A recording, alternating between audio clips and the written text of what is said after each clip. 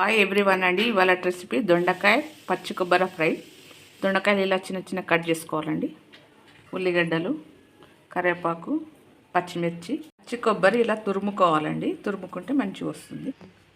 కడాయి పెట్టుకొని oil పోసుకోవాలండి. Oil వేడెక్కాక ఆవాలు, జీలకర్ర వేసుకోవాలండి.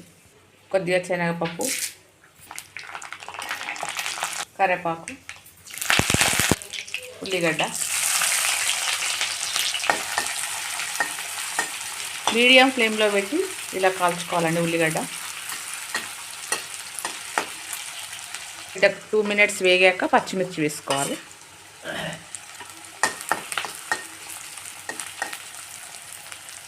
పసుపు,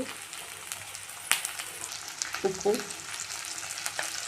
అల్లం పేస్ట్ వేసాక కలపాలండి.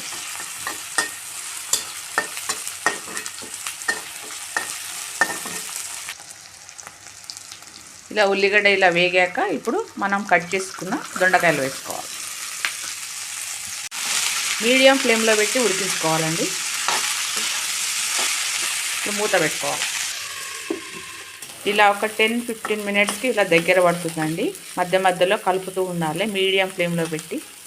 దగ్గర పడ్డాక దొండకాయ ఎల్లిపాయ పేస్ట్ వేసుకోవాలండి. ఎల్లిపాయ పేస్ట్ వేసుకొని కారం వేసుకోవాలి. కొబ్బరి పొడి వేసుకోవాలి.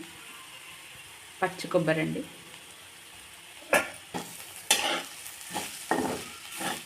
సిమ్లో పెట్టుకొని కలుపుకోవాలి. ఒక 5 మినిట్స్ మూత పెట్టుకొని ఇలా ఒక 5 మినిట్స్ ఉడికించుకోవాలండి. దొండకాయ పచ్చి కొబ్బరి ఫ్రై రెడీ అండి. ఈ వీడియో చూసి మీరు కూడా ఇలాగే చేసుకోండి. Please subscribe. Thank you.